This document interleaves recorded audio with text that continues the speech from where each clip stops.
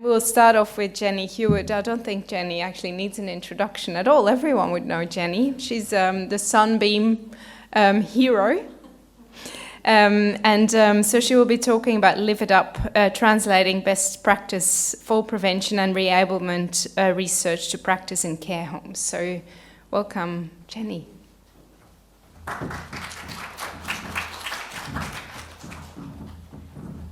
Thanks, Kim. It's lovely to be here. So I'm a physiotherapist and I work now for Widden, provider of community and residential care homes, scattered across rural, regional and remote Australia in particular, New South Wales and Queensland.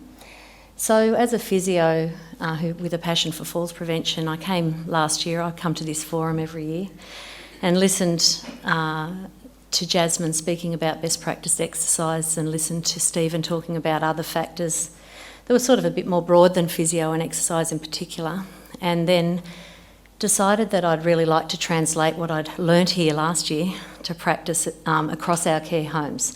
So that includes a bit of physio and other things as well. So that's what I'd like to talk to you about today. We called our program Live It Up. We love staying on your feet, but that's registered to a couple of states, so we're going Live It Up, and with the up being get up and stay up as the focus, and Live It Up because it's a bit more fun. And it's about bridging the gap between the research and implementation across a large, scaling across a large number of care homes. So what we did, sorry there's a lot of information on here, but we did an organisation-wide campaign.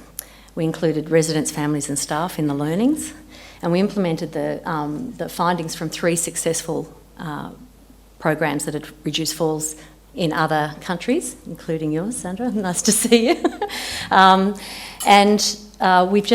We wrapped it up into our April Falls campaign, April 2024. So what I'm talking about here is how we've operationalised it, and I'll have data next time we meet on how it went in terms of falls reduction, hopefully. So I'll talk about them. The 3 pivotal studies we used to inform our approach. One was the Finch study, performed by Pip Logan and colleagues in the UK. And what they did there was developed the sort of individualised falls risk checklist and a number of individualised strategies to mitigate the risks. And so we used that to help train our people in how to identify individual falls risk, but we also adapted Pip's and the team's tool a little bit to include newer information that had come through since they published, so that they were added on. And so things like whether or not people were getting adequate serves of dairy, for example, was one of the risk factors that we added in. The other one we've just heard about, presented this morning, about the 3 to 4 serves of dairy per day. So that was something else that we used to build our falls prevention strategy. And the third one was based on the Sunbeam trial, which I had performed in the past. We operationalised it like we did for the primary health networks in 2021 and 2022, and that was with or without a gym. So using the key components of the Sunbeam, which is resistance and high challenge balance exercise, individually prescribed and upgraded. So we used those 3 different studies to inform our approach. So how were we going to share this information and scale it across 23 care homes? We wrapped it up into the April Falls campaign this year. So in March we did training for the education leads. It was a 1-hour live webinar where I ran it for the staff. We all got pretty good at this during COVID. You just have multiple people from multiple sites and run a live webinar that includes training and then question time. In April, we had training for the clinical leads. So the education leads included people that were going to educate the maintenance crew, the cleaning staff, the hospitality staff, and then the clinical leads I trained directly. That was a 1-hour webinar as well. We changed our policy to update it with current practice. We changed clinical assessment and how to manage and document falls prevention strategies. And then I made videos for all of our staff, so anyone who couldn't attend those live webinars got the content as well during the month of April. So what was in the mandatory training? They were short videos, punchy, trying to get to the key messages, and it was mandatory training through the learning and management system for all staff. because unless people buy into this, it's not going to be successful. You can't hope to just deliver information without having them buy in and getting reinforcement. They say, I'm no marketing person, but they say in marketing people need to hear the same message over and over again multiple times, might even be 7, I think, I've forgotten, before it actually gets in. So it just kept going on and on through the month of April. So what was in the training for the non-clinical teams? We spoke about food as medicine. So whether or not you're a clinical person, if you're coming to visit your relatives, or you're the maintenance people or the cleaning people, or you're working in the kitchens, if you're noticing people are returning their food, their plates half empty, it's telling us that they're not getting adequate nutrition. And we also ask them to focus on the dairy products after reading Sandra's. So finding out who is and is not getting the adequate doses of dairy products, and who is or is not eating a full meal, and then that would become part of their falls mitigation strategy. We spoke about room temperature. We have a large quantity of middle-aged women working in aged care who are suffering heat extremes and come in and turn the air conditioning down so it's freezing cold in the rooms. And there's some sort of loose evidence around agitation and room temperature. So that was something else we looked at, making sure that you've got the temperature set for the residents, not for yourself. We looked at multifocal glasses. That's something quite easy people could take a look at for their family, or for, so this was what was included for people who are not registered nurses or allied health. We looked at slippers and shoes. I had somebody buy them, not those, but I did have somebody buy their family member a couple of teddy bear slippers and whack them on their feet, and the person had a fall. So, we were thinking about those sorts of things. And then we spoke about exercise as medicine, because a lot of people still think that as long as they're walking or doing something, it's better than nothing. But actually, a walking program on its own actually increases your falls risk in residents of aged care. So what type of exercise you do is important. Then we had these little videos that I mentioned, 1 per week for the month of April. So I decided to focus on those 3 studies and then try and combine everything in week 4. So the food as medicine one, we spoke about the 3 to 4 serves of dairy per day. I had met with we have an overall hospitality manager who looks after all of the care homes and the ordering. He works with the dietitians. Then we have individual head chefs at each home. And so in the lead up, starting in about February, we started looking at the menus, looking at whether or not there was adequate dairy in the menus, and then they built some recipes to share with their teams that meant that people were going to get 3 to 4 serves of dairy per day, or they were going to be offered it anyway. So the first week we spoke about food as medicine, and that is a set of scones with jam and cream, and the scones have been fortified.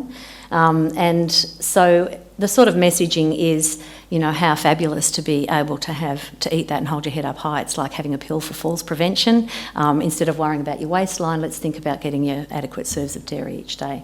The next one was exercise as medicine, where I spoke about one type of exercise doesn't equal the next, that what you're doing in your exercise program is really important. That's a really big message for the residents, and for the staff, because a lot of the staff, the people that are not, the registered nurses too, and the AINs still think that any old exercise will do. So there was really trying to drive home the message that targeted exercise and individualised exercise is important.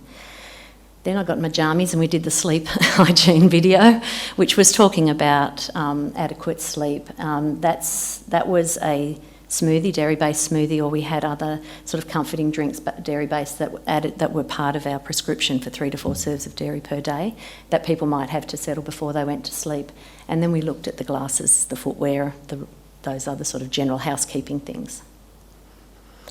So I was really pleased to see that we have around about 800 or 900 staff, and we had 65% of the clinical and personal care teams attend that, watch the videos and do the competency. So they had a competency assessment at the end of it as well, and about 80% of the non-clinical teams. So that was pretty amazing. Mostly it's hard to get that uptake of the education. Then for the residents and families and staff, to reinforce all of that, the same messages were introduced using an event at every home. and sometimes more than one event. So we're trained up the wellbeing and lifestyle team about the same messages I've just given you, and then we had those little posters made by our marketing team, and we set up a competition where we were going to look at the way that they delivered this message, the attendance by residents and family members or friends, it was a station basically. So at the food station, the hospitality teams purposely made a whole lot of really delicious, like cheesecakes, scones with the jam and cream, those sorts of things, smoothies, yogurt-based or foods that people could sample with the view that it was a medicine for falls prevention. Then we had the physios and the therapy assistants running exercise and high challenge balance at the next station, so people sort of wandered around like it was a fete. We had the don't go head over heels, so we had a safe shoe checklist there and people getting their glasses checked. We had the maintenance team checking on the wheelie walkers and performing little tune-ups and that sort of thing. And then that was the last one there. Sorry, the falls prevention was the one with the maintenance team. So these are some photos from the events. You can see there's the food table with some lovely varieties of different ways of getting dairy on board, the exercise. The maintenance team, they did a beautiful job. You know, they're a competitive lot, our homes, and so they all tried to beat each other with who had the best event, which was great. Because we have regional and remote homes as well, we had some real community participation, which was great for that falls or everybody's business idea. So the optometrists actually sent in one of their technicians to check everybody's glasses. So this is a set of multifocal glasses. Oh, these ones are all scratched, you can barely see. Those ones have got loose nose pegs or arms of the glasses, and the shoe shop sent in examples of good shoes. So I was really thrilled to see how much they embraced this. We updated our policy, so the policy had about 25 pages or something. We got it down to 11 pages, and it's just all evidence-based stuff, and then processes that people could easily follow. And we developed the falls risk checklist, listing all the known risk factors for falls, all the known ones that I know of. Falls risk reduction action list was practical strategies to address every list. We have a catch a falling star, which is I'll show you in a few minutes what this is, and the my bed height, looking at bed heights for people. All fairly simple things to teach, but they can all have an impact on reducing falls. And a time tracker, so people could start looking at patterns. So the tool looked a bit like that. The falls risk checklist started with nutrition questions, hydration, are they drinking enough, what's their toileting like, what's their activity and communication like, their glasses, their sleep patterns, and so on. And that was laminated. It was actually printed on a shiny form, and we'd pass it out to the AINs and say, can you go and have a look at a faller, or and when they're doing a falls review, and tick everything that's relevant. And then they bring that back in, and we have this rather scary looking document which you can't see the detail because it's too big. But for every risk factor that was identified, we could look through here. This is using Pip Logan's work and the Finch study, is look and see if any of those practical solutions might be a way of mitigating the risk. Then, because sometimes you do that and you just end up with something academic which has got 25 risk factors and 42 action items, you ask them to pick the 5 most relevant actions that hasn't been tried before for this person, and that gets included on handover and handed over every day until it's actually implemented. So that's what the 5 were. Then the catch a falling star is to put something new, a new little banner, that little badge that you can see there. So if we know that somebody's falling overnight, we might put the star on their door. So then the night shift see that star, they know, oh, I've got to check that person. It's something to alert you that something has changed and we need to do it something different. Or this person's normally at just supervision for mobilising, but they've got this star on there, so something's changed on their walker, so something's changed. So we did that to alert, to help with that idea that you might tell one lot and then of staff, and then everybody else that comes through doesn't know what's changed. The my bed height, this is pretty standard stuff, you know, too high, too low, just right for the bed height. And then the time tracker we put in the staff rooms or in the residence room, so if somebody is starting to, like if we could see a pattern there, you put a little coloured dot on it for when the fall has happened. If you can see there's a fall happening at a certain time, we want to be able to preempt and get in there before and figure out what it is about that time of day. The toilet sign was used because some of our people were wandering, trying to find the toilet, falling over because of cognitive impairment. They couldn't find it, so we just used the signs for that. So an example of where this might work is, let's say Betty has a severe cognitive impairment. She doesn't use her four-wheelie walker or call for assistance ever. She's had 2 falls overnight. So you might see that she ends up with her falls risk strategy being, remind Betty to use her walker and call for assistance. And we all know that's just purely academic. She's not going to do that. So what else could we do? So by passing this falls risk checklist out to the staff and getting the RNs, the physios, the AINs, the resident themselves, if not Betty's case, but sometimes you could do that, or her family and the hospitality team, to say, yeah, actually we have noticed she's returning her food, or she's not eating this, or she's not drinking her water, or they tick all of those relevant strategies and then bring it back to the RN or the physio, who uses that full list of identified risks to generate a full list of potential actions and then the 5 key actions that we're going to try, things we haven't tried with her before. So that's how you use the tools. So the idea is that approach is to be used for all new admissions and scheduled reviews, because both of those are falls prevention. We're doing it before the person's had the fall. That's falls prevention. Or we might do it when someone has had a fall and it's a falls review, which makes it a management strategy. We wanted to go deeper than that though. Let's start investigating. Let's have a look at the patterns across the home as well. So we've looked at the intrinsic factors. Let's look at the more extrinsic factors as well. So the type of things we might look at, were the staff where they should be? Was everybody in, it's 2:25 and everybody's in the office getting their notes done and nobody's on the floor, and that's when our residents are falling. Are our residents falling overnight because nobody's doing the rounds? You know, those sorts of politically challenging things you find out. But we need to know them. One thing we found was that there was a number of falls in one particular room, and when we investigated this with the cleaning team, we found they were using a new cleaning product and it was a slippery for people on the floor. So if you hadn't have investigated why, you know, there's a few falls in this one area, what's happening? If you don't identify those patterns, you can't really address, and those intrinsic factors I spoke about aren't going to help. So we then wanted to look at the bigger picture. So if we have homes with comparable numbers, you know, 170 residents in this home and 160 in that home, and one of them's got really low fall rates compared to the other, sometimes the one that's got the high fall rates will say our residents are just harder, but it's rarely that.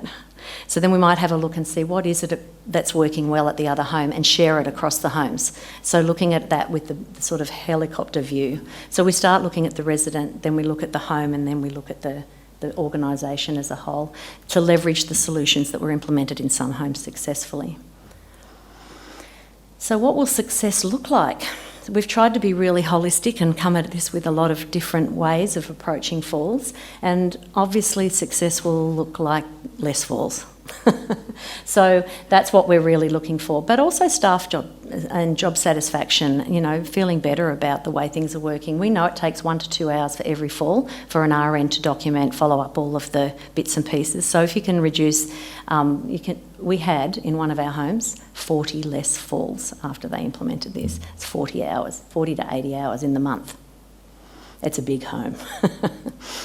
So we piloted this in the home. That's the one I'm just talking about now. We went to the home with the biggest challenge with falls, and we piloted this training and the use of the tools and meetings to help them identify patterns. The sort of thing we looked at was there was a whole lot of falls between 6 and 9 a.m, and so we're saying what's happening during that time in that wing, and they said, well, we've got some extra staff on, but they're doing the assisted feeding, you know, helping people have their breakfast. We say, well, how about we switch it around and we say, let's get the people who are the high risk fallers, let's help them get up, showered, dressed and settled. Then you know, just changing that simple strategy, and that was one of the reasons they had such a drop in their falls, was looking at it from that perspective. Will it be sustained? Will it be scaled across all the other homes? That's to be confirmed. I'll let you know next time I see you. Thank you.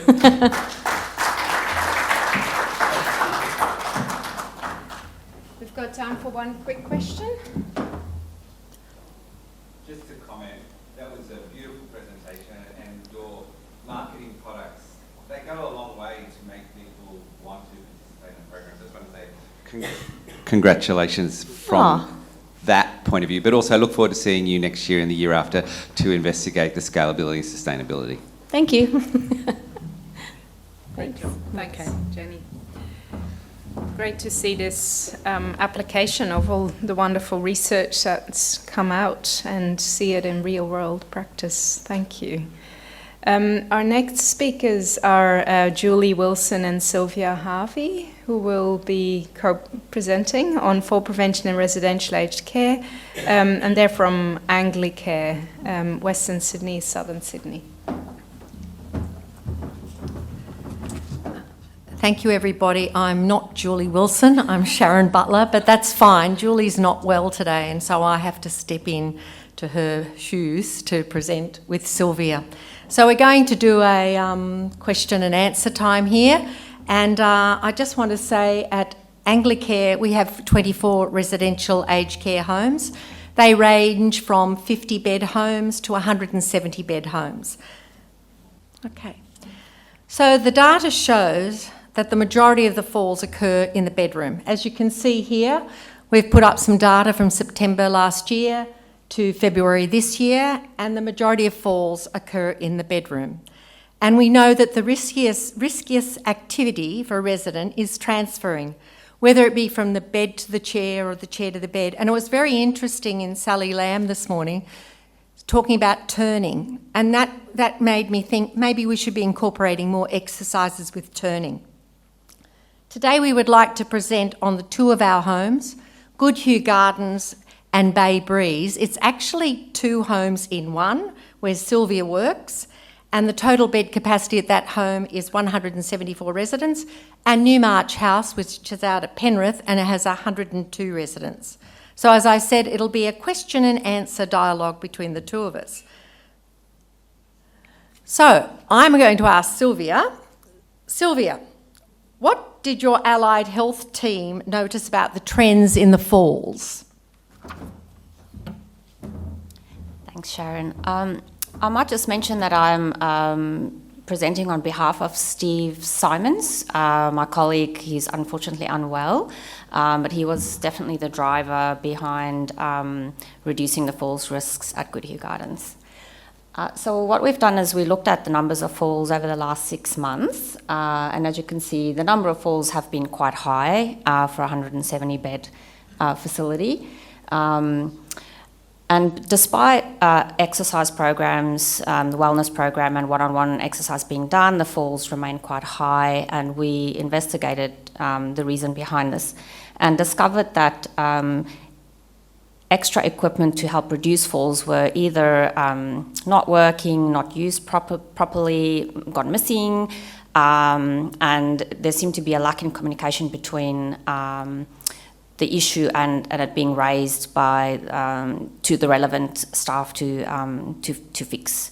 And we also discovered that communication between what the residents need, how much assistance they need, that staff were having difficulty accessing the information.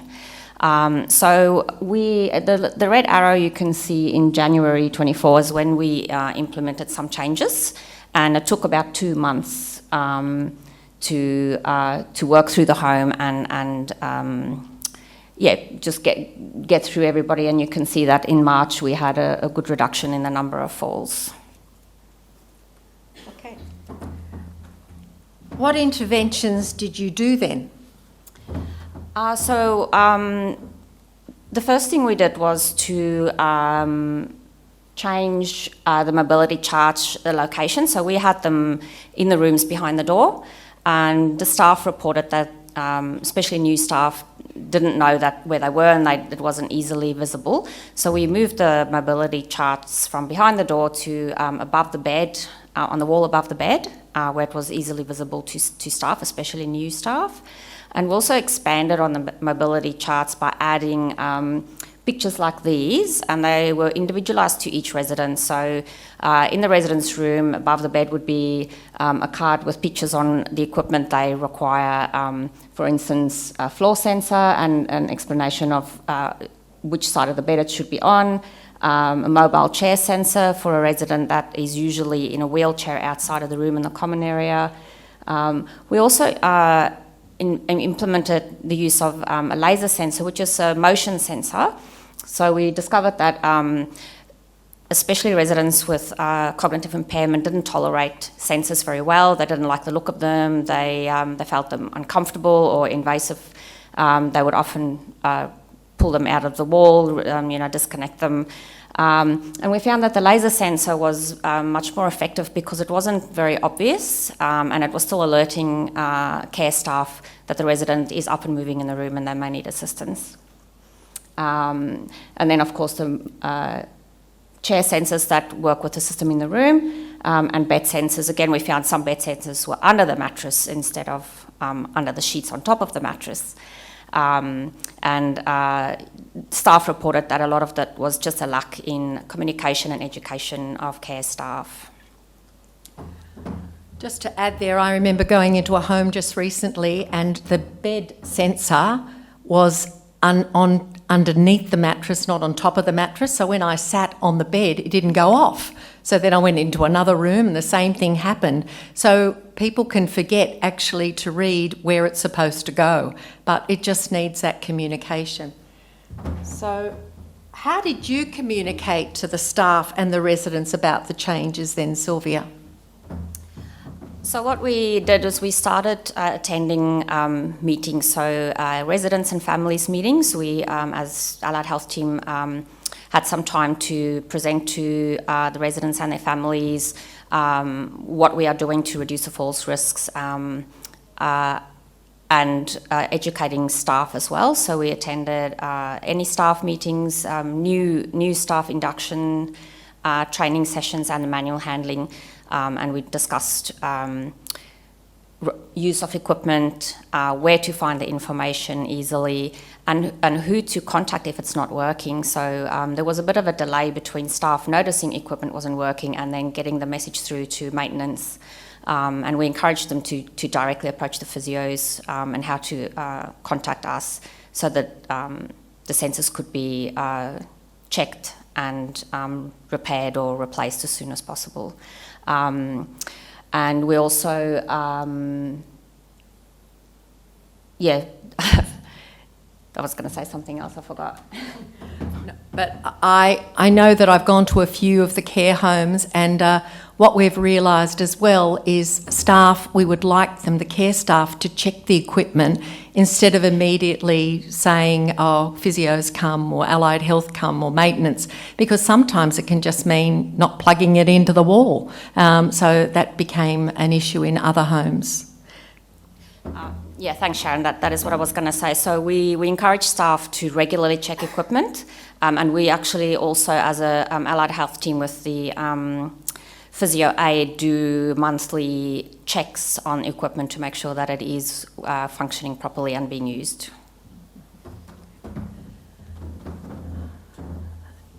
Now we'll get on to the Newmarch House falls. Newmarch House has 102 residents.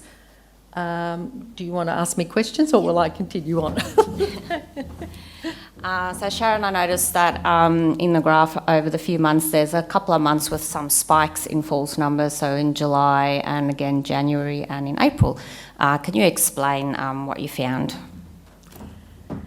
Well, in July, that was when the falls went up, as you can see, about 28 falls in July. And so that's when Julee and the team out at Newmarch House started to look at interventions and what to do. In January, we noticed that the spike went up because one resident had 5 falls. They were a respite resident. So thank goodness the respite resident went home, so the falls went down. You've got these peaks, you know. In April, it went up again, and I asked Julee why was that, because I was conferring with Julee in the presentation, and she said that was because we had a flu and COVID outbreak. And so 8 falls were due to residents being in isolation. And then we spoke about what did you learn from that? And they have now implemented those residents in isolation will have a bed sensor immediately, and also to activate the sensor the bathroom sensor, because at Newmarch House they actually have bathroom sensors as well. And also it was very important, as you were saying as well, Jenny, for communication. Communication of the RNs to the care supervisors and anything that might have changed on the transfer and mobility chart. Because unfortunately, and we have seen over quite a few of our homes, once there has been an outbreak with COVID or the flu, might not be that month, but the next month the falls go up because people are losing their strength. They're maybe not eating as well as they should be. And now we do know, as I say, the riskiest behaviour is in the bedroom.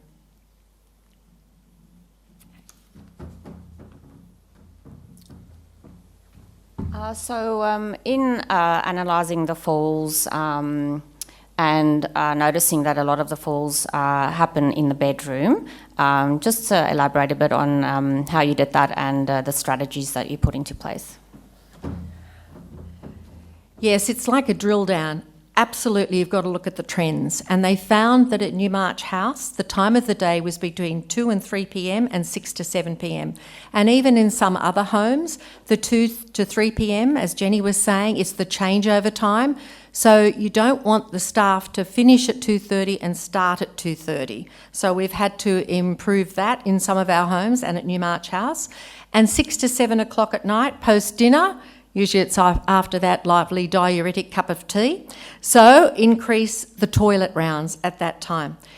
What was also interesting was Julie conducted interviews with the residents and the staff.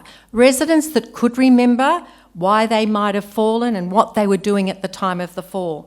An example of this she gave me was one of the residents in the evening and also in the morning always liked to get her clothes out from the wardrobe before she went to bed at night or before she started the day. So what they implemented there was to ask a care staff to help her work with that resident to actually get the clothes she wanted out of the wardrobe. They would do daily huddles as well for 30 minutes, talking about the frequent fallers and what had happened that night or that 24 hours. Clinical review meetings every week and strategies for fallers they have implemented very well at Newmarch House. A wellness program, which is a general program that is taken by either the physio or the lifestyle, and they do some upper and lower limb exercises, but also a very good strength and balance exercise conducted in the gym. What we did last year after Jenny's talk at our care homes, we actually got more therabands, more weights for legs. We got some of the homes got parallel bars. We got we got blue balance pads. We've implemented dual tasking activities, and we've found that the residents are very keen to come down and use the equipment, and it really needs the strategies put in by physios or exercise physiologists to carry that out.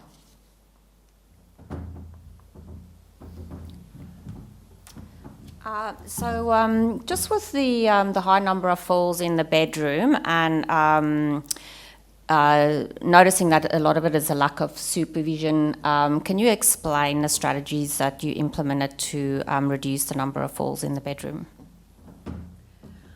I think this goes over a lot of our homes, but at Newmarch House, what they realised, we've got to get people out of their rooms. 2 staff members cannot look after 17 people all in their rooms. So if we can get people out of their rooms, it makes a lot more sense. But we also need to get the help of the lifestyle people. What is the program? And we looked at the lifestyle program and the lifestyle program also in the memory support unit, because if it's not interesting, you won't get me out of my room if you've got bingo every day, but you've got to sort of think, what would some residents really like to do? Reducing the number of call bells, what that means is if residents are out of their rooms and more engaged in the bigger area, then they aren't, the staff having not to run into the rooms all the time. They can be alert to the fact that that man or that woman might want to go to the toilet by the behaviours that they are doing. And also, we are looking at supervision by the staff. The staff can be there, the eyes of the staff on the people, as well as more lifestyle staff in there. We did education of the bed sensors as well, and we put frequent faller signage up on some of the rooms if we thought they were needed. And we did education for staff on delirium, just looking at what the behavioural changes. I don't know about you and out there in the Streamline area, but we've had a lot of new staff come in and they don't know older people. So we have to think coffee and tea, diuretic. They might want to go to the toilet. And what behaviours are they having to signify that they might want to go to the toilet? And also we have put in a dedicated lifestyle member into the memory support unit as another set of eyes.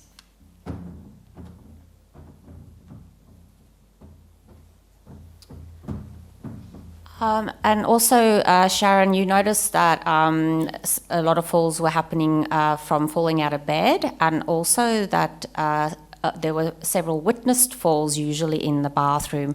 So if you can just tell us the strategies you implemented to reduce that. The rollout of beds, we did a couple of things for rollout of beds. We're lucky at Newmarch House, we have quite large rooms, large bedrooms, so they could put in larger king single beds, so that was great. Also repositioning of the resident so that they would be turned or moved back into the centre every 4 hours. If they have any pressure injury problems, of course that would be increased to every 2 hours. And unmet needs, even though we have no longer ACFI, we still have to think about pain. So we have to address the pain of the person, and it could be even the bowels, because if people are constipated and they're not getting enough fluid, they're not getting enough hydration, then we need to check on that. So people in the beds, we would check on their pads to make sure they aren't soiled every 2 hours. Of course, making sure we didn't wake them up. And also the psychotropic drugs, when people are walking around, were they the endones or the targens making these people drowsy? And then we would be talking to the RNs about a medication review. It's really important about the falls as well to have email conversations or face-to-face conversations, but emails are very important to the care supervisors, to the other RNs and to ally health teams. Thank you, that's the end of our talk.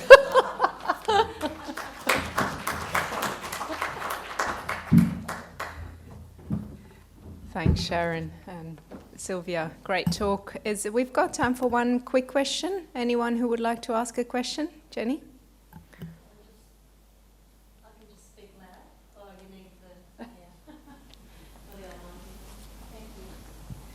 Thanks for that. It was a fantastic presentation. Just wanted to, a lot of care homes use contract staff, allied health staff, and so they have quite short hours. Do you have ratios? You have in-house allied health, in-house physio? Is that right? Yes, we do have Anglicare physiotherapists, but we do use some agencies as well. And contractors, not that many, but we do have, yes. And in regards to the hours, we do employ some physio aides. And we actually I was having a talk today to the TAFE group here, and we like to sometimes use some TAFE students as part of our allied health training, yes. Yeah. And you can see it reflected in the quality of the work that you can put in. With analysing the falls and having half-hour huddles and that kind of thing. Because sometimes allied health professionals are still under pressure to perform miracles with 4 hours a week or something. So that's a fight we're still maintaining, isn't it? It's not easy to implement your wonderful programs, Jenny.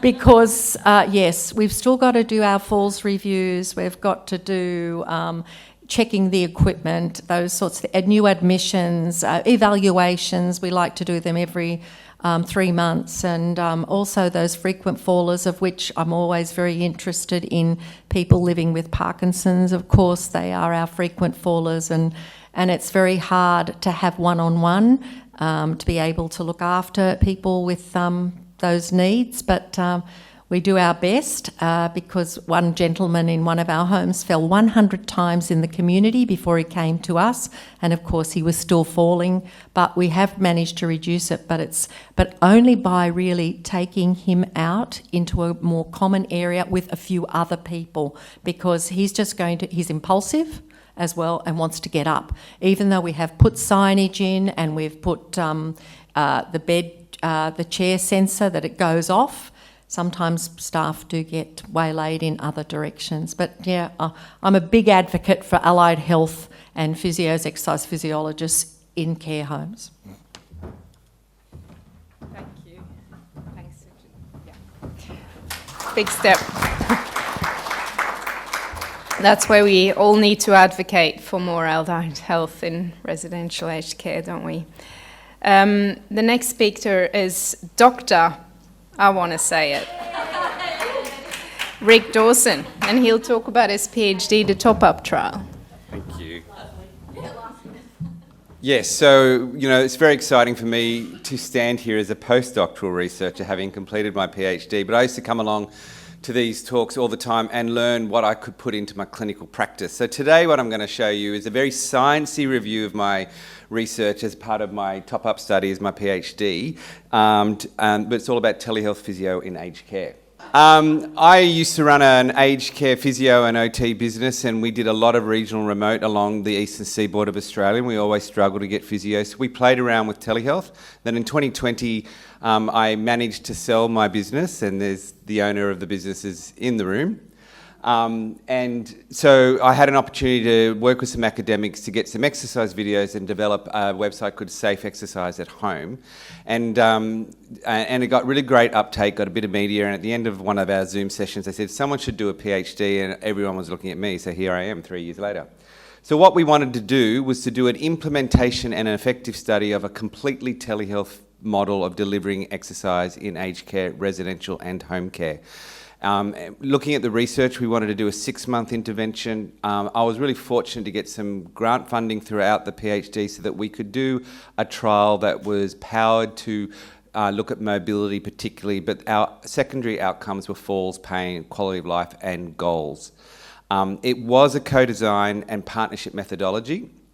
And throughout the process of doing a PhD, so this is just like a motivational talk for those considering doing a PhD, you learn a lot about theories of effectiveness and implementation science. So I looked at a couple of different implementation frameworks, which is just an academic way of saying this is what people have done before that's worked. So Ferdinand's implementation mapping process is all about stakeholder engagement through developing your resources, developing your intervention, developing your outcome measurement tools, and making sure all stakeholders are engaged. And I also use Greenhall's NAS framework, which is a relatively new framework that looks specifically at all the factors that looks at technology scale up.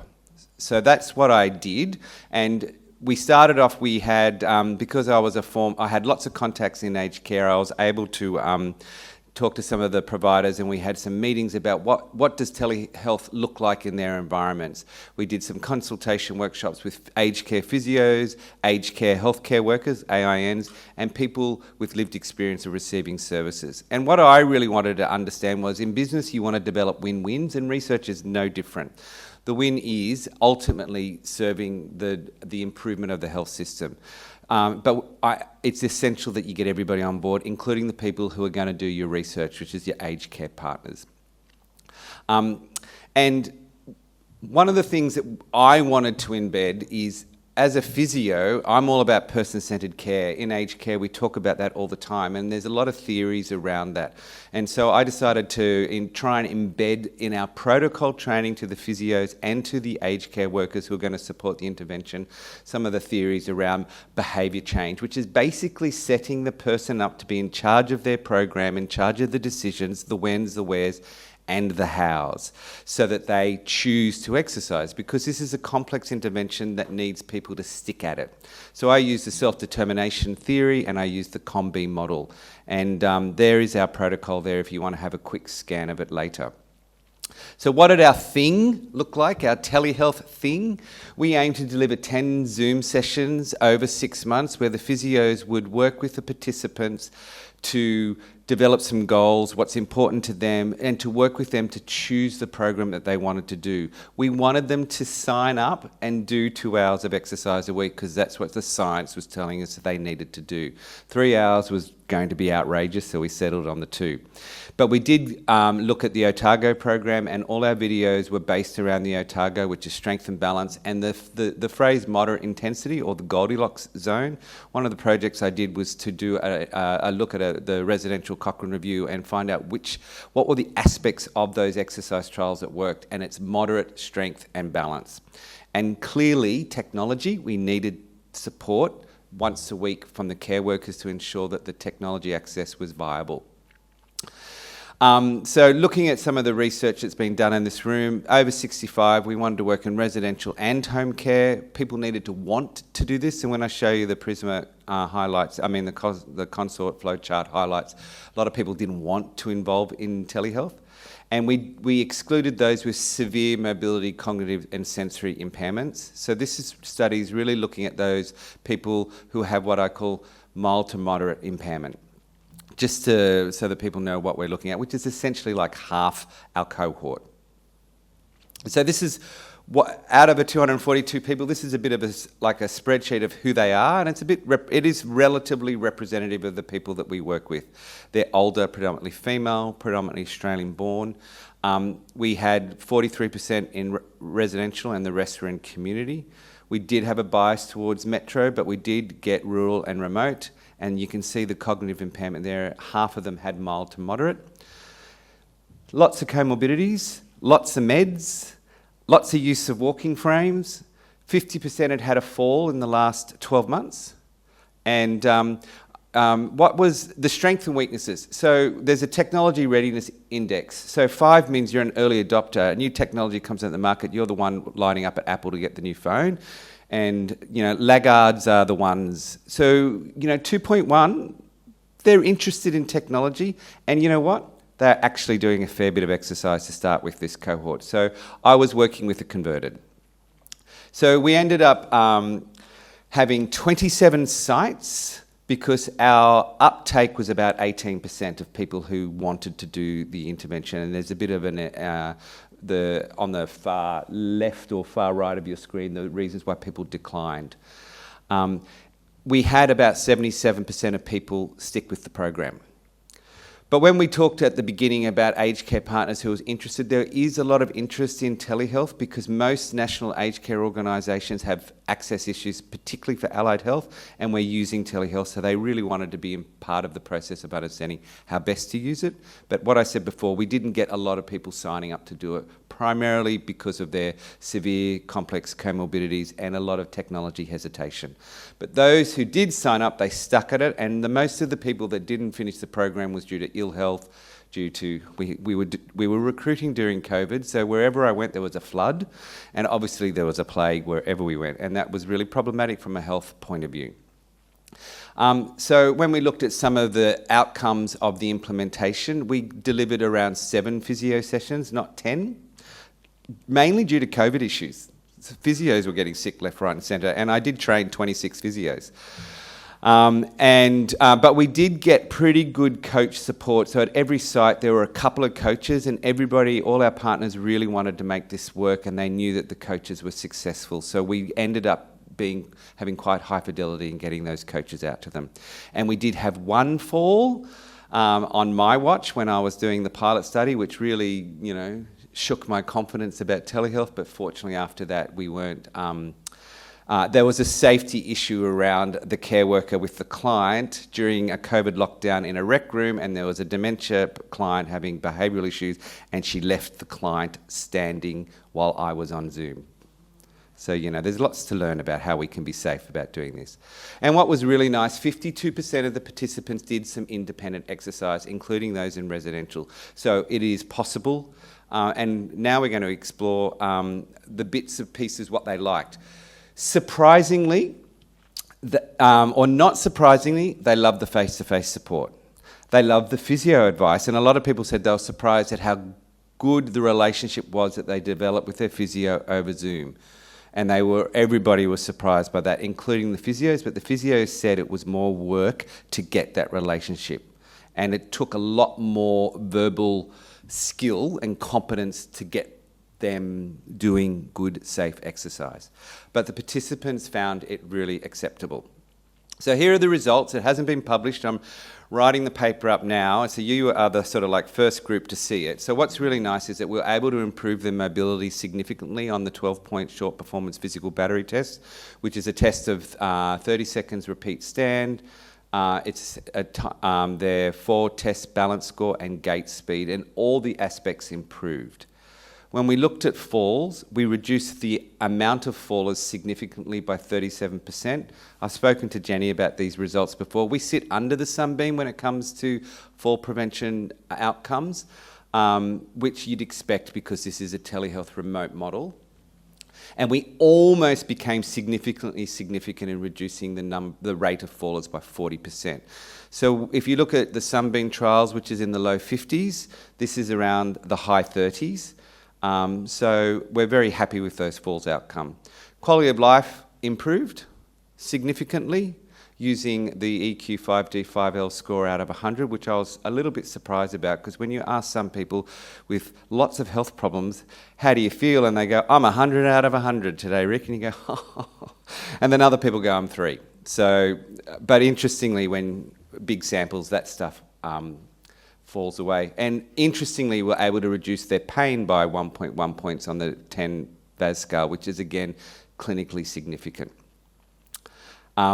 And we increased those good exercises to even more. So using Kim's IPEC, which is like a physical activity and exercise scale, we got them almost getting up to the 3 hours of exercise, which I was super surprised at getting to that level. So if we think that you need to do 3 hours, it's a lot, it is a lot.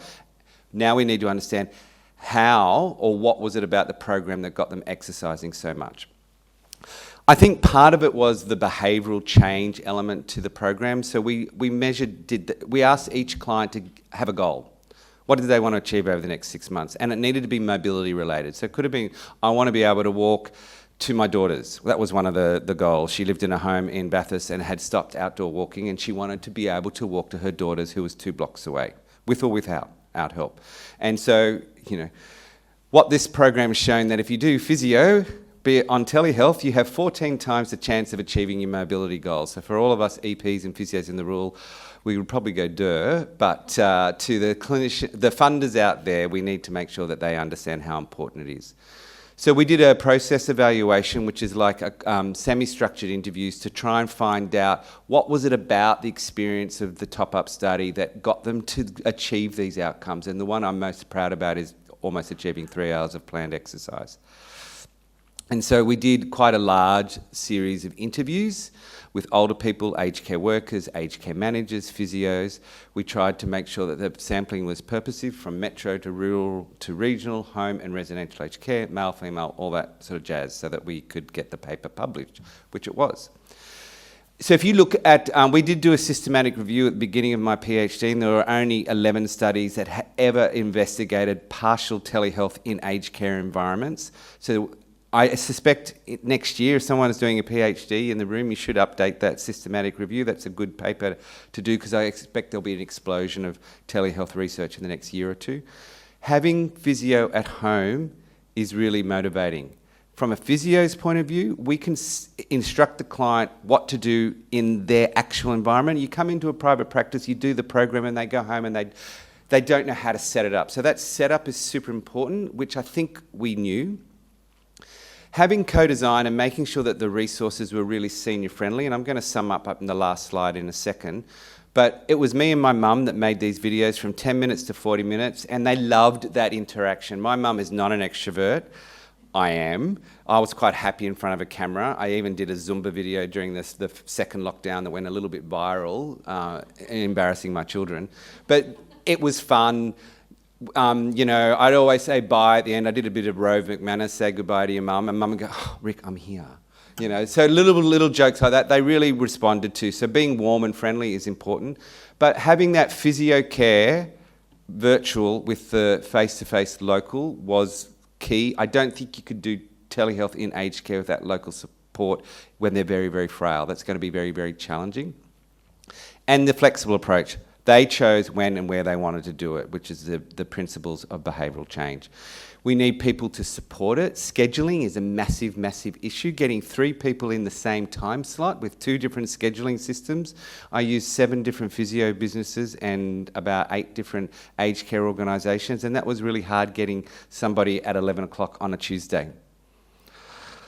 And our aged care partners and everyone bent over backwards to make sure that happens. But that is a consideration that we need to understand. And I think going forward, we can say that the program is safe and effective, but from an experiential point of view, that's what they felt as well. So, look at the typo. Top up, take home telehealth tips. It's one thing when you do a PhD, there's always something you do wrong right at the end.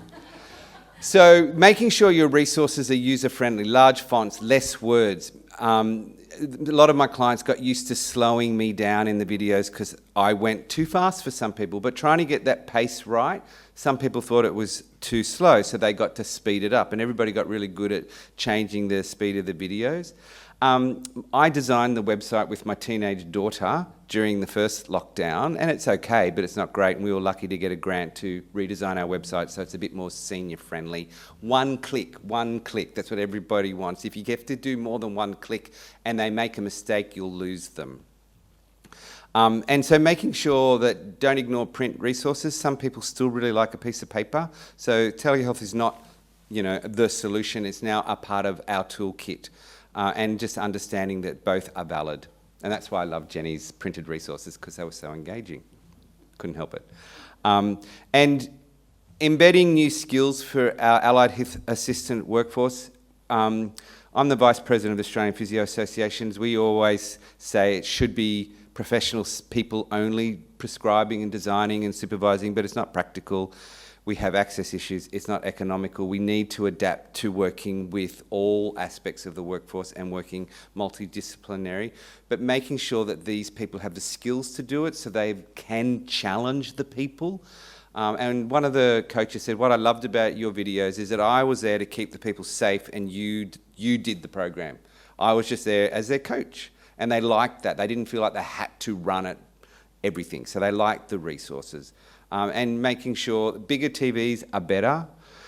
Don't think you can run telehealth on a mobile phone. iPads as minimum, but at some of the nursing homes we use the big screens, and you know it's really weird when you go visit them and there's a big picture of you up on the screen. But they like the big screens, and some of the nursing homes started creating spaces with the big tellies so that they could, because it's not just my program, there's Kim's program, there's lots of programs out there that are starting to use telehealth to get people to exercise. Have we got time for a video? I don't know if it'll play from here. How do I make this video play? Press go. It's just too cool. Everybody says they're a little bit scared of doing exercise because they haven't done it for a while. Once we show them it's achievable and it can be fun, they stick with it. Yep. The biggest difference I've noticed with Mum is her confidence has improved. She has better balance. Yep. And we just extended that over time so that eventually she found herself really comfortable to go back to the shops again. So it's just been such a benefit that the life that she had, she now has again. You know, even just sitting up now, it's easier. One thing that I'm not surprised about is that the participants, the older people, have just loved having that weekly support from a trained carer to do the exercise with. It's worked really well with Dad. One of his biggest fears, I suppose, is not remaining mobile and having to be in a wheelchair or something, which is what his goal is, to stay out of that, which he's done, and he's doing really well. Yeah, I'm glad I did it, yes. and enjoyed it, yeah. We're in the process. I think, we've got a website, but there's a lot that apps can do when it comes to positive reinforcement. So Kim's got the Standing Tall app that's had a lot of research behind, but there's a lot of gamification, there's a lot of behavioural modifications, because that praise thing is really important. But I think also from a human point of view, as a therapist or a clinician supporting people to do this work, finding the opportunities to praise them. I wish I'd done this behavioural change coaching when I was a young parent, because it would have stopped a lot of arguments. Just do what I tell you because I know best. That didn't go down well. But I just wanted to show you a picture of Stan. He's a gentleman who started the program. His wife passed away due to dementia. He's a home care participant. And at the end of the trial, he's now a consumer investigator on some grants. And we're sitting there introducing to all the investigators. He just said to me, just letting you know, Rik, I'm about to do my my goal. We wanted to talk about me jumping out of a plane. And my supervisor, Kathy Sherrington, said, seriously, you set a goal of him jumping out of a plane? I went, no, I did not set parachute jumping as a goal, because I think there's some risks there. But anyway, he's done his first parachute with his son at 89, and he's planning to do one with the local radio up in Newcastle, because everyone thinks it's pretty amazing, and it is. So I just want to thank my supervisors who are listed here, contributors who are also in the room, like Kim and Morag. Obviously, I've learnt a lot from Jennie's work in Sunbeam Land, but I'd also like to thank all the funders. And you might see yourself listed on the screen: Planner, Widden, Anglicare. Did I miss anybody from the room that might have helped this project get off the ground? That's me.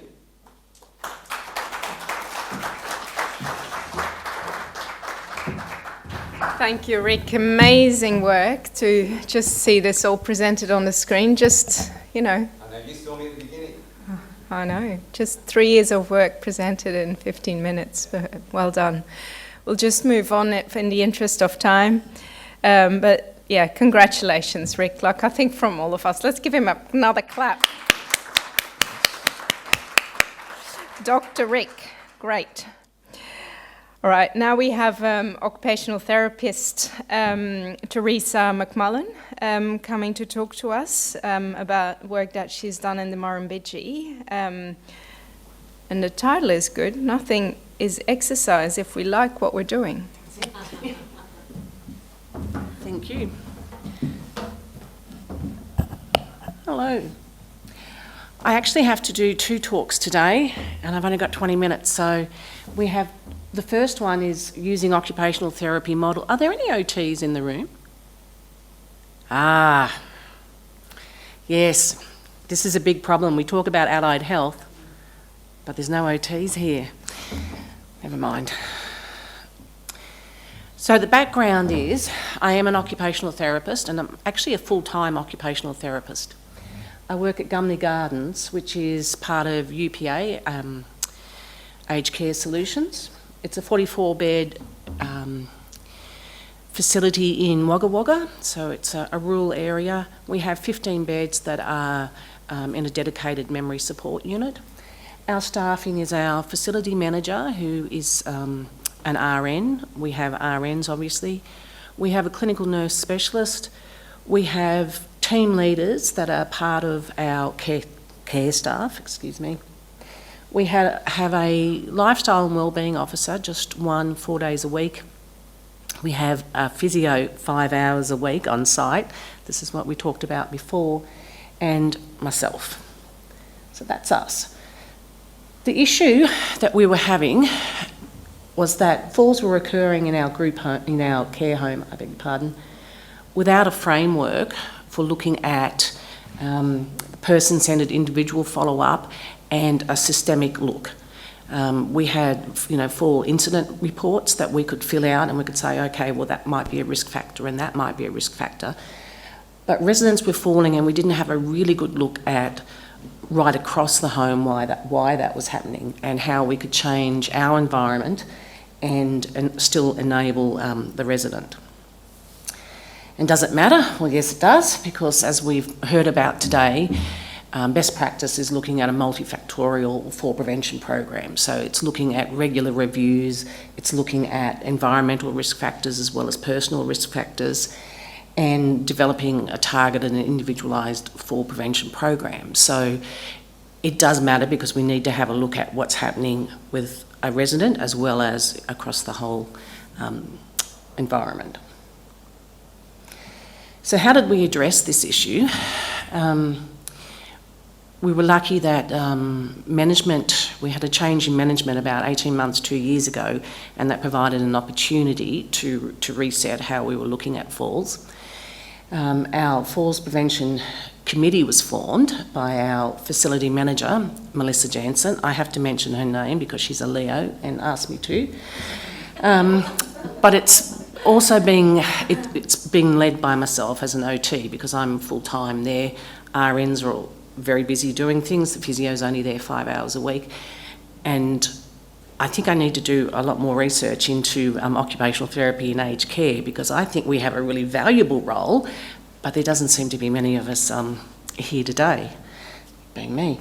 But I think we have that holistic approach to care. We're really good problem solvers and we look at the person, the environment and the task. So that's exactly what I did when I was given the lead of the Falls Committee, thinking how are we going to have this work? Now, the people who are in the committee are your clinical nurse specialists, management, and I promise you it wasn't intentional, but I forgot the physio.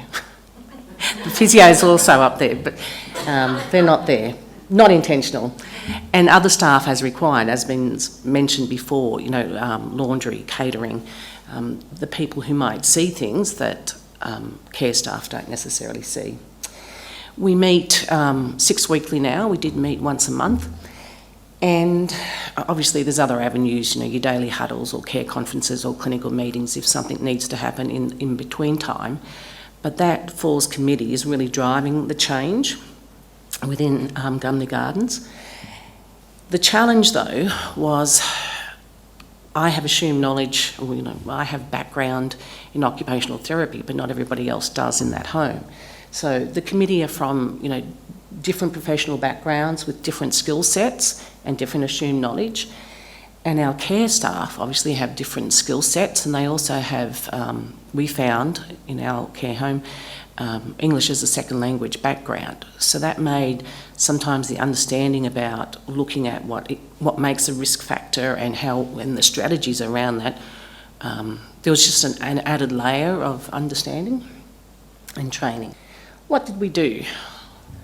So the occupational therapist, myself, I provided a framework so that the committee could look at something systematically so we could still use the tools that we were using, still use the falls incidents, still look at the root cause analysis, but then have a broader framework, I guess, for looking at, well, how do we make changes related to that and what's going to guide us to do that. And what I used was an occupational therapy model, and I don't know if anyone's heard of it, the Person, Environment and Occupation model, PEO. It was, what I found was really good is that it was easy to break down. You could have almost two different levels. Somebody with a lot of knowledge about person, environment and occupation, such as a professional person or an OT, but you could also break it down so it was easy for care staff to understand as well, or for somebody working in the laundry, though our person working in the laundry is doing an accountancy degree, so you can't assume anything. So I used that, and I also used some other OT resources, but people working in disability may have come across them as well. They're very person-centred resources from Helen Sanderson and Associates out of the UK. They're very disability movement driven, I guess. And they were, I use the 4+1, but there's quite a few that you could use, what's working, what's not. They're readily available. And they just give a really nice framework for people to brainstorm and then work out an action plan. Now, I know you're not OTs, I don't want to make you an OT, but just to give you an idea of what the PEO is about, The person domain, it obviously talks about those performance components, like, you know, your sensation or your sensory, you know, your vision, your hearing. It talks about whether you have pain limiting or arthritis and things like that, or, you know, your cognitive ability. But it also looks at those other things like your self-concept, your lived experience, who you are as a person, as opposed to just those performance components.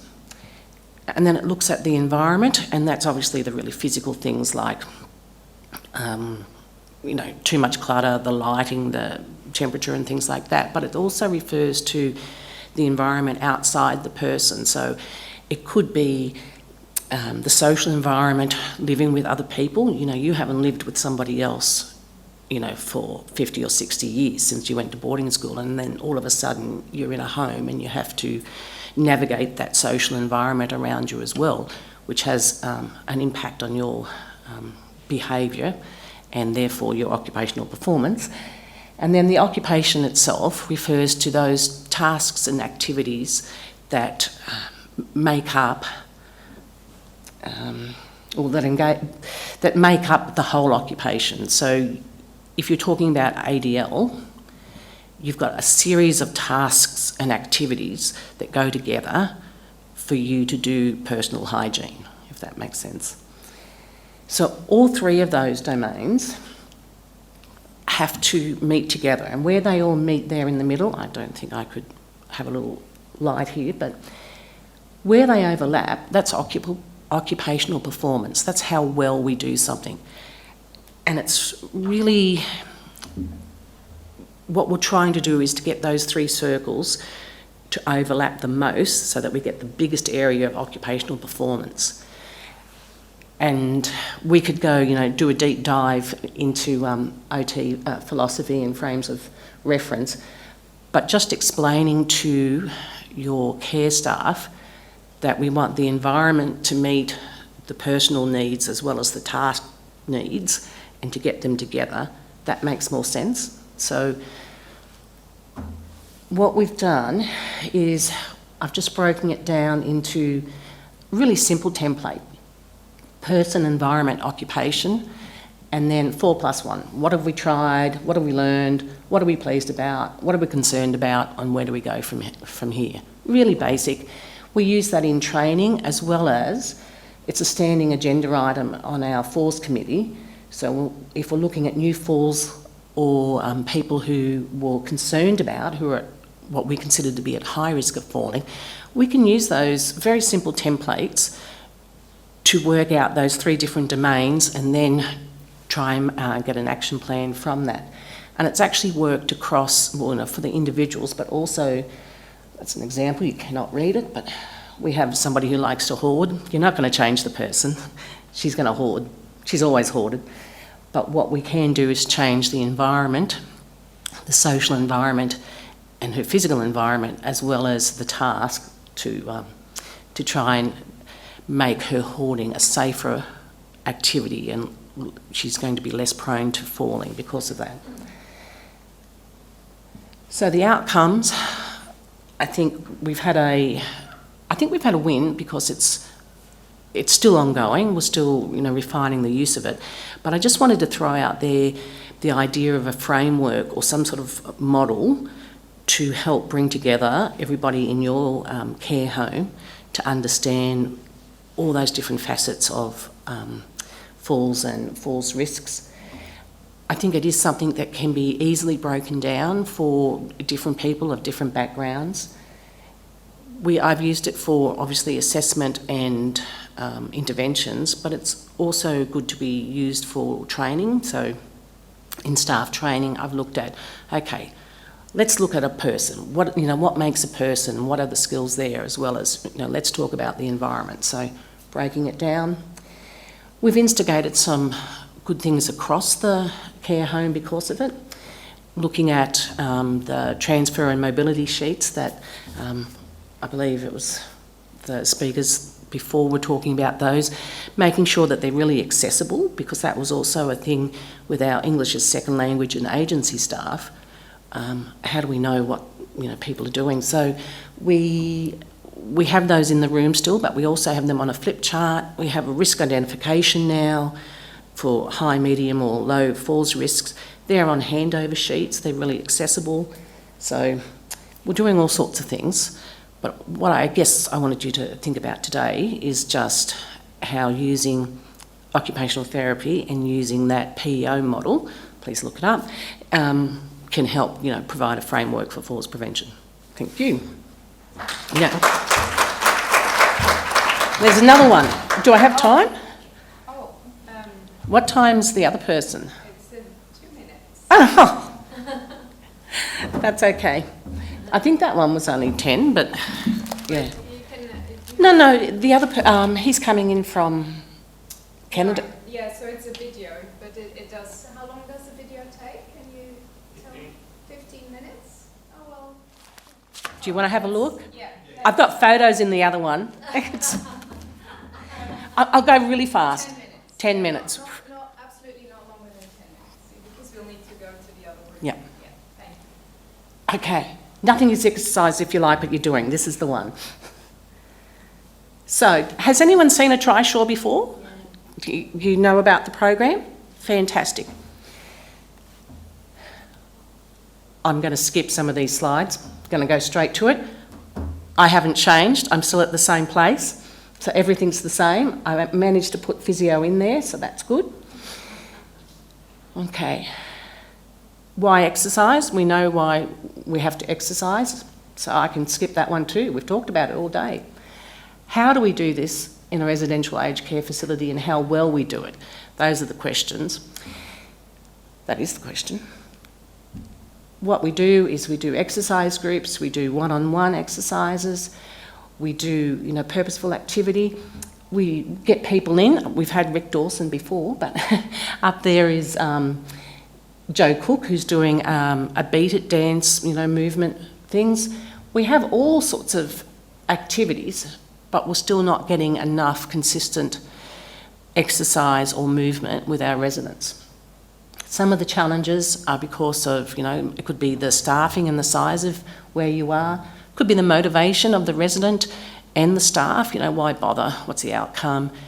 There could be some residents and families who are risk averse as well, because we've heard about people who can actually increase their risk of falling if they do exercise. So that might stop them from doing it, as well as I'm not hurting if I don't move, therefore I'm not going to move. Getting that consistency, getting the variation, because as we've heard today, you need to have a range of balance, strength and range.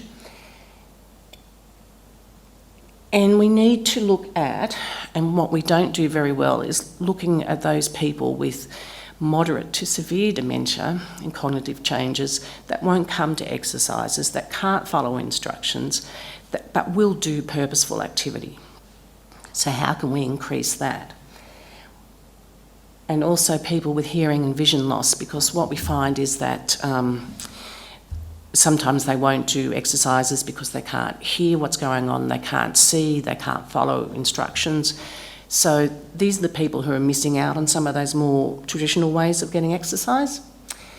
We had an opportunity January last year for Cycling Without Age to come to our care home at Gumleigh Gardens. It's a worldwide type thing. It's in like 42 different countries. So you have a trishaw, the pilot or rider sits on the back so he can talk to the people at the front, and you have 1 or 2 people at the front. You wear helmets, seat belts, you go for a 20-minute ride.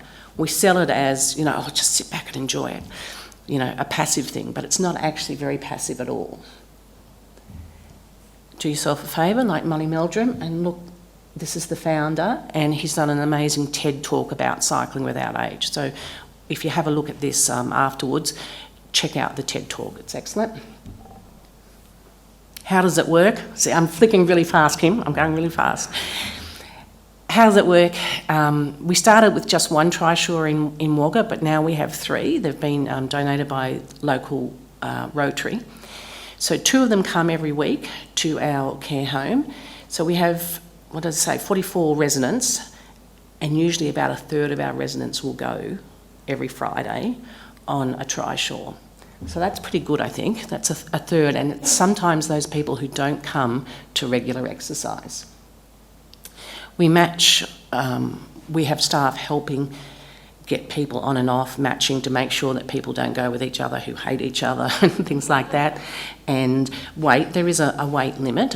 We only have one resident who possibly has to go by himself at the moment. What we thought, now we thought this was going to be a passive activity, but what we found was that it was really a very active undertaking, that it could be adapted, it could be graded, depending on how much we wanted the person to move and how much balance they had to use. We found that they were using neck, trunk, head, arms, problem solving, people with dementia, challenging behaviours, vision loss. We've had somebody go on it who's completely blind. He still liked the sensation, and a staff member went and described the streets where he used to live to him, and he loved it. So these are all the things that they're doing every day, every time they come. And of course, the wind in your hair, which is the catch cry of cycling without age. They want people to experience the wind in their hair. We found that people who were not motivated to attend normal exercise class were coming to this. They could and they did come. And we found that it had such a positive effect on our residents that and they were talking about it to the staff and to their families, that we had a family fun day on a Saturday so that loved ones could ride with their loved person. And so, yeah, basically nothing is exercise if you like what you're doing. Now, I'm just going to show you, this is Wilma. Wilma likes walking. She walks with a four-wheel walker. She needs it outside, usually forgets it inside, but that's okay. She's just going to show us how you get on and off the trishaw. So you approach it, you've got to walk back, and we were talking about the turning this morning. This is a big one because getting on and off here, you need to turn, and that's where we run into a lot of problem-solving skills. So the footplate on a trishaw comes out, and the person has to walk back into that. There she is. Now, she's only got a small step that she has to step back up onto, using it and getting up. Coming off, she's got to bring herself forward. That floor to seat height there is a lot higher than 50 centimetres. So if you're thinking about your balance and getting up and down from a chair, there's a lot more that you have to do. So it really does test your balance. So that's the footplate that is removable. So it leaves a gap like that. Yeah, this is Jess. Jess is our lifestyle and wellbeing officer, and she's responsible for most of the day-to-day coordination of the rides. Shirley lives with dementia. She's also 88 years young, like Wilma, and she has diabetes and osteopenia. She's a high risk for pressure injuries and falls, but unlike Wilma, she doesn't like to walk and she doesn't like to get up early, so she's never around when people are doing exercise. She has a four-wheel walker, but you can't hold the baby and the four-wheel walker, so she often doesn't use it. So regular exercise is really difficult to fit into Shirley's day, but she will go on the trishaw. It is motivating, and that's a typical Wagga weather.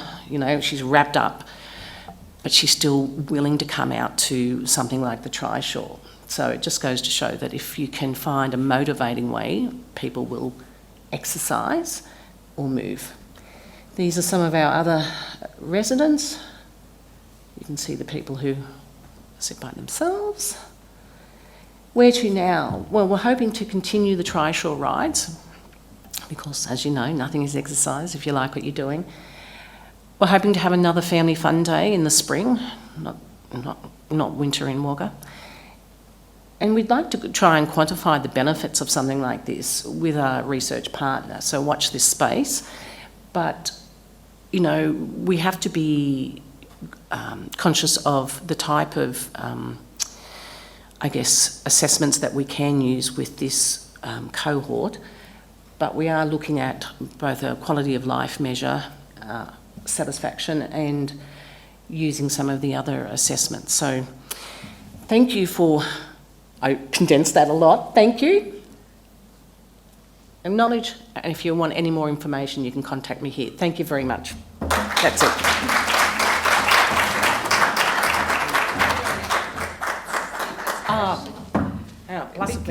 Because if there's only 15 minutes for the video, like we do have time for a question. I just went through that really fast. Yeah. Does anyone have, yeah, Rik? Are you seeing more participation with these? Are you seeing more participation with the active exercise programs as a result of this passive?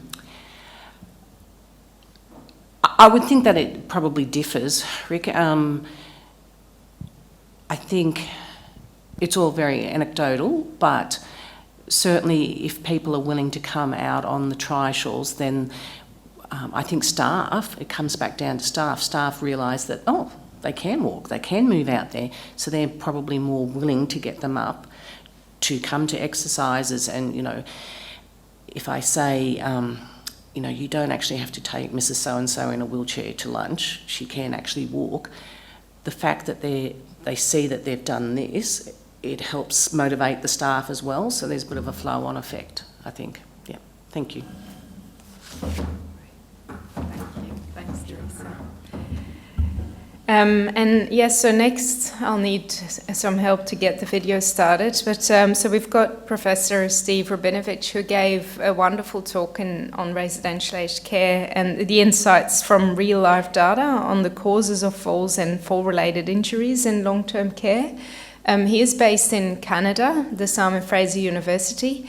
And he gave this talk at the Australian-New Zealand Fall Prevention Society conference in Perth. And we thought it would be a nice way to round this up. He gave permission to share his video. Can we make this work? Good morning. It is a pleasure for me to be able to present to you on my research. Unfortunately, I was unable to attend the conference because I came down with COVID, so I'm back in Sydney. But hopefully this video will be useful, and I'll be able to join live in the Q&A afterwards. So the topic of my presentation is insights from real-life data on the cause of falls and fall-related injuries in long-term care. And I'll start by saying that some of the videos that I will be presenting are difficult to watch. They illustrate real-life falls in older adults, including some videos that produce serious injuries like hip fracture and impact and injury to the head. So we're well aware that falls are a major health problem for older adults. It's especially true in the long-term care environment that we study, where about 60% of individuals in long-term care will fall at least once per year. You see that about 20 to 40% of falls result in some type of injury. Only about 2 to 5% result in serious injuries that cause hospital visits. But the problem is that falls are so common that these serious injuries add up, and falls indeed are a top 10 cause of death for older adults. They cause 95% of hip fractures and about 80% of traumatic brain injuries in older adults. Now, the work that we've done with the real-life data have attempted to address some of the gaps that exist in our understanding of like how and why falls occur. So what I'm going to take you through are some of the key findings that we've come up with regarding these questions of what are the most common activities at the time of falling, and what are the sort of biomechanical causes of imbalance that lead to falls in older adults in the long-term care environment. What are the factors that separate injurious and non-injurious falls? And what are the effects of wearable hip protectors on hip fracture risk during falls? The work involves a partnership with 2 long-term care homes in the Vancouver area. So mostly what I'm going to talk about again is like the video capture falls, a little bit on hip protectors, and you know, here's kind of an overview of the video capture. That in these 2 long-term care homes, there are networks of digital video cameras in common areas like hallways, dining rooms and lounges, no cameras in bedrooms or bathrooms. And over a 10-year observational study in these 2 long-term care homes, we have collected over 2,500 falls experienced by over 700 residents. The average age of the residents is 84 years. Injuries are documented on fall incident reports and confirmed by checking medical records. And we have access to full medical records for about half of the cohort. And similarly, for about half the cohort, we have consent for sharing the video images for research and education. So all of the images, like including the ones you see on the slide, the videos that I'm going to show, we have the consent of the individual for sharing for research and education. And in that regard, I encourage you to contact me if you're interested in getting access to a subset of 300 videos, which we have posted through a network called Delbaere, which is based at NYU. And again, please contact me if you're interested in that. So here's a video that I'll start in showing, which kind of illustrates some of the complexity of fall prevention in this environment, and also the complexity of falls, just in terms of like the activities and the causes of imbalance and so on. So let's just look what happens here. This care provider is trying to encourage this woman to use their walker, and also allowing the individual to sort of decide not to use their walker, to go over to that table. You can see how unsteady and just how challenging it is to prevent that fall. So we have video like that, and then the task for us is to generate data that we can then analyze. So our approach has largely relied on the development and application of structured questionnaires that we have validated. These questionnaires examine features of the initiation, descent, and impact stage of the fall. So we're interested in things like cause of imbalance and activity and time of fall. We're interested in the direction of the fall and the landing configuration, whether there are attempts to recover balance by stepping and grasping, and then what types of impacts are there to which body parts and so on. So we've got this video evidence that we translate to actual data based on this approach. We also have, as I mentioned, injury data that we then link with that video evidence. And for a large portion of the cohort, we have information on disease diagnoses and physical and cognitive status. So let's talk about how falls occur. Like, what is the activity at the time of the fall, and what is the cause of imbalance? And here we see a mosaic plot, which is a sort of bar graph where the widths of the bars correspond to like how common that particular category is. So on the horizontal axis is the biomechanical cause of imbalance, and on the vertical is activity at the time of falling. So we can see that the largest category is incorrect weight shifting. The second most common cause was loss of support with an external object, followed by trip, stumble, and then hip bump. You see that slips are a very small portion of falls in this particular setting. Now, the other thing that we can look at, if we just focus on incorrect weight shifting and what was the activity at the time of falls leading caused by incorrect weight shifting, it's almost kind of equally divided between the activities of walking, transferring, and standing. Other causes of imbalance like trip, not surprisingly, occur primarily during walking. But let's look in more detail at what are the top 10 activities at the time of falling. So here, we've got our 4 major categories that I've grouped together, transferring like sit to stand and stand to sit. So we've got walking, transferring, standing, and seated. That's kind of colored categories. But you can see that the number one activity at the time of the fall was like walking forward. Now, if we look at all the green categories, which are like walking, walking forward, walking and turning, and then walking sideways or backwards. If we look at the purple categories, which were standing, again, we've got standing and weight shifting, standing and reaching, and then just standing still. Now, if we look at the blue categories of transferring, we see that moving from standing to sitting, and in fact, it's the termination stage of that activity. That was like the third most common cause, or I should say, activity at the time of fall. And so really that was, situations where people were missing the chair during sitting. Also associated with falls during transferring were falls during the sit to stand, either during the initiation, where imbalance was lost during the initiation of that kind of transfer, or in the final stage and sort of achieving a stable upright configuration. And then finally, we have falls just while seated, which involve sliding or shifting off the chair.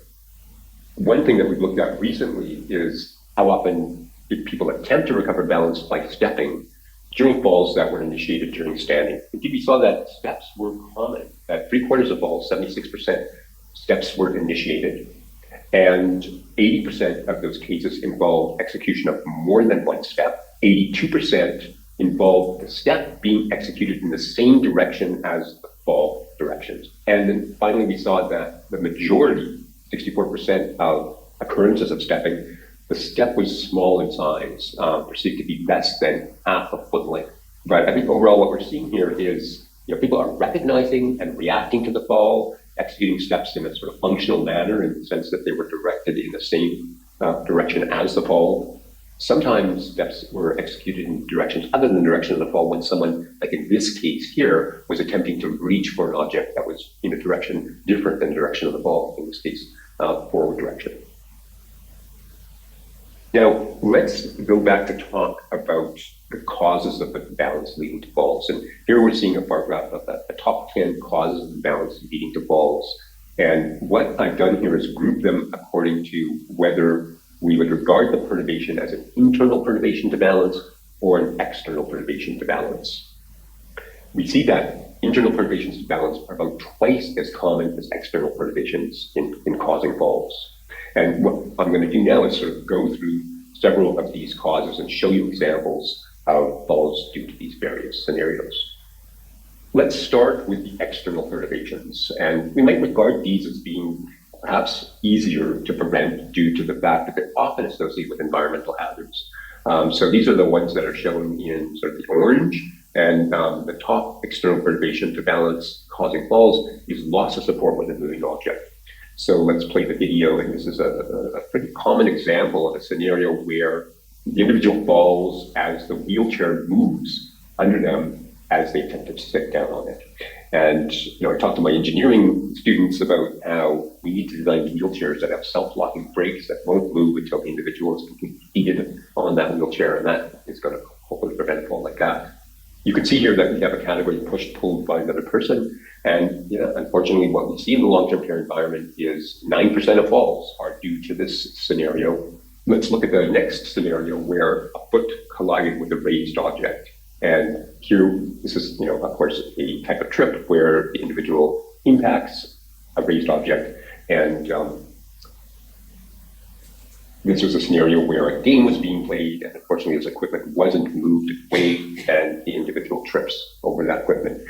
So just like what we saw with the wheelchair moving underneath the person, this is the kind of fall that we really would regard as something that could be prevented.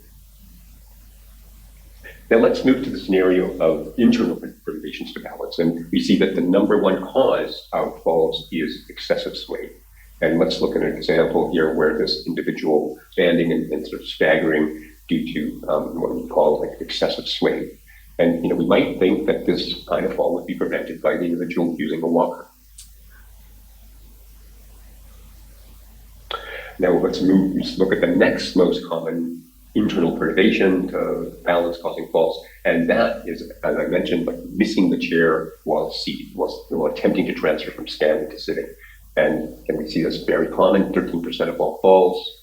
But we can just see the individual is not well positioned in attempting to sit down, relative to the position of the chair.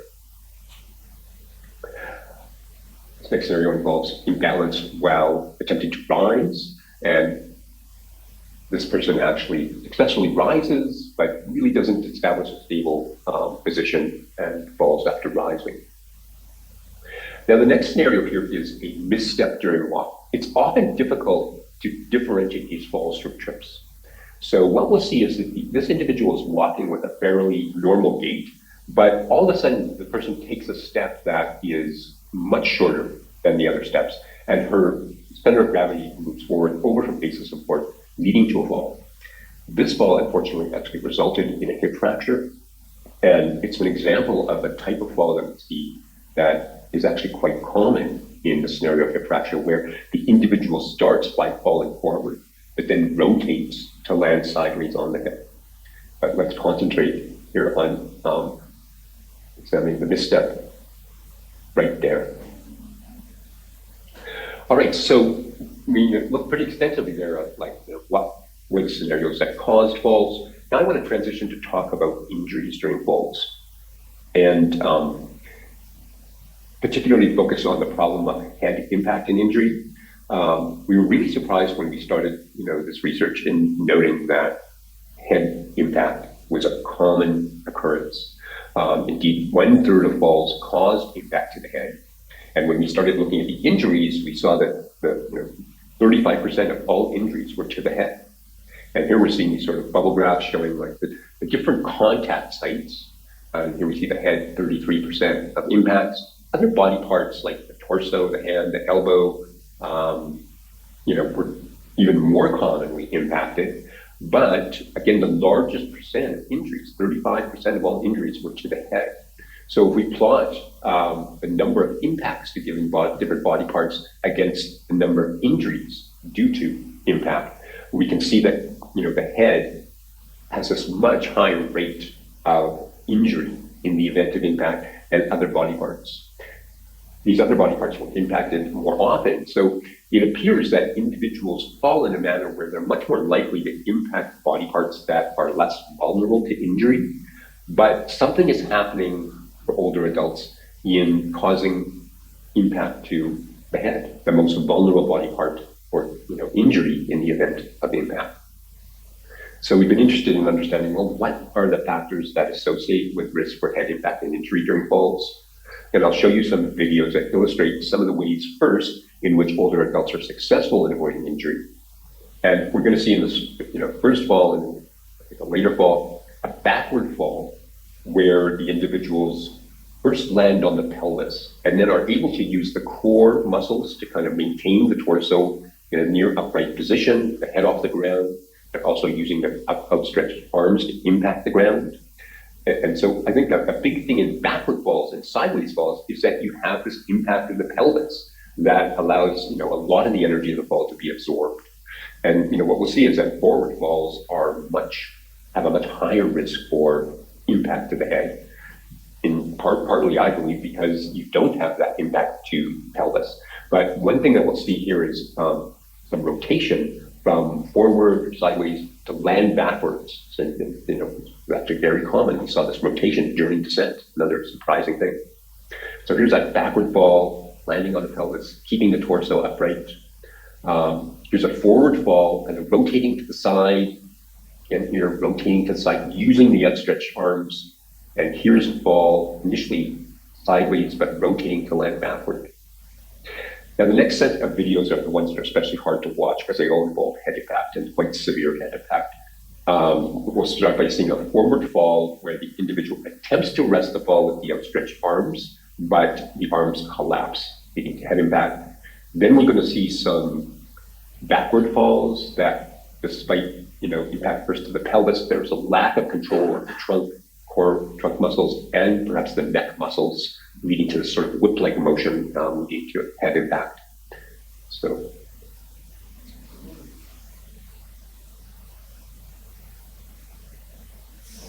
very brutal.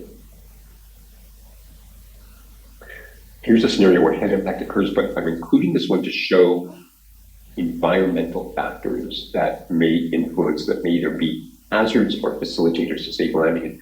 This is work that Natalie Shishov, a PhD student in my lab, is now doing, exploring environmental complexity. And I think, as you see in many of these falls, people are not falling in empty rooms, but rather in complex environments where external objects may be facilitators to safe landing or to balance recovery, but also hazards to impact the head and injury.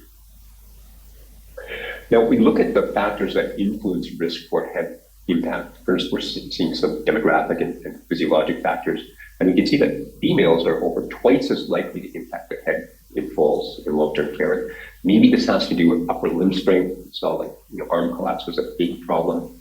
Individuals with poor vision were more likely to impact their head, maybe because they couldn't perceive and coordinate the fall to the environmental complexity or environmental factors. Cognitive impairment actually decreased, and physical impairment had no effect. So it's not as if the problem of impacting the head during falls is restricted to the most frail residents. Rather, it's the most active residents, often individuals who have the least amount of cognitive impairment. And some of that relates to what I'll show in this next graph, having to do with the biomechanical risk factors, and seeing that falls during walking were the most common to cause head impact, twofold increased risk for head impact.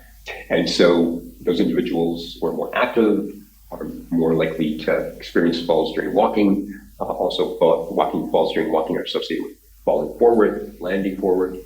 One thing we see that I mentioned is that rotating from forward to land sideways, and especially if you can rotate to 180 degrees to land backward, that reduces the risk for head impact and injury. And finding hand impact had no effect. So, this is something that's really surprised us. What I regard is that, impact or the outstretched hands and sort of bracing the fall with the outstretched hands, no doubt it is sometimes protected, and it is probably essential for reducing the severity of the impact, but it's not sufficient in itself for avoiding head impact.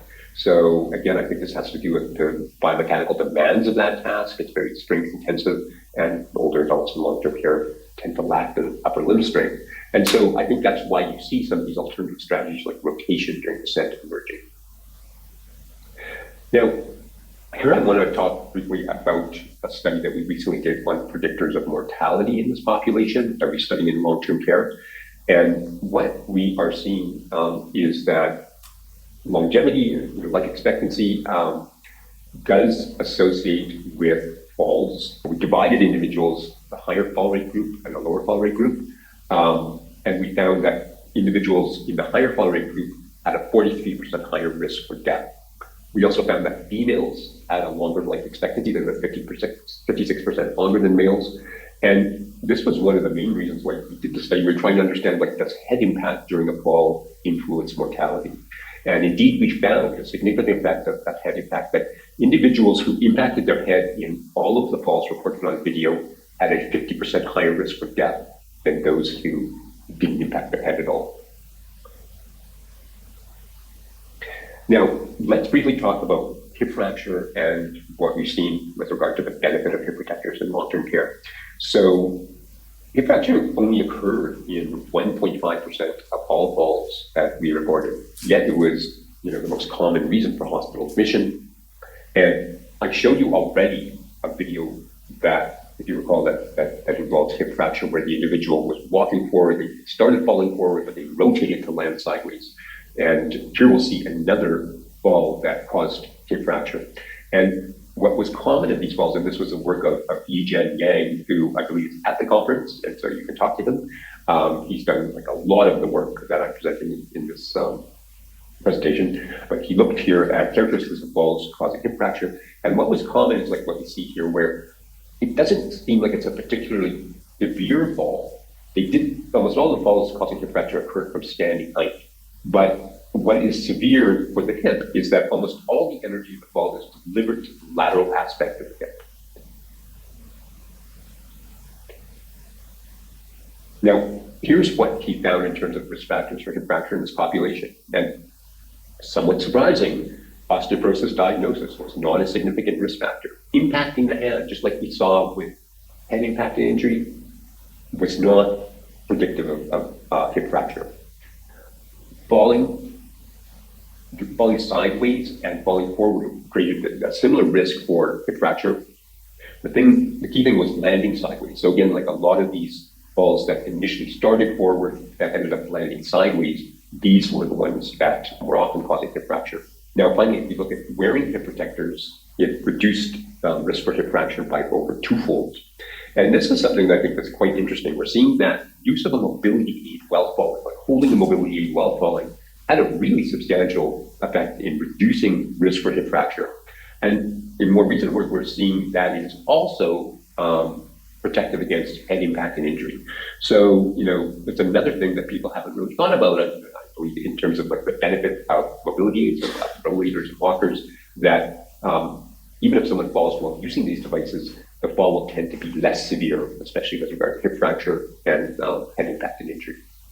Now, with regard to the effect of hip protectors, this is work that was done by Alex Coral during her PhD, and she looked at 14 long-term care homes in the Vancouver area, and she examined how many of those falls resulted in hip fracture, how many of these falls involved people wearing hip protectors. And what she found was that 60% of falls, of these total of 3,520 falls that she examined over 1 year, in 60% of the time, people were wearing hip protectors. So that's an immense success story with regard to like uptake and ability to like encourage, get people and have people in long-term care wearing hip protectors. And then in this study, she found that there was a 2.8-fold lower risk for hip fracture in falls where the person was wearing a hip protector versus not. There was no effect on pelvic fractures or other type of fractures. But yeah, I think, again, like this is indicating hip protectors are valuable, reducing risk for fracture by 2 to 3-fold. And we can get people to wear hip protectors in the long-term care environment where we can sort of set up the infrastructure of support and encouragement that facilitates uptake with hip protectors. And we are now doing work with Kate Sidney, who is also at the conference, on understanding how is the success achieved in British Columbia, in Fraser Health, among these 14 long-term care homes where the average uptake was 60% with use of hip protectors. And how can we translate that model and tailor it to the needs of other sites in Canada, specifically in Ontario, where the current use of hip protectors is much lower? So maybe you can talk to Kate about this particular project.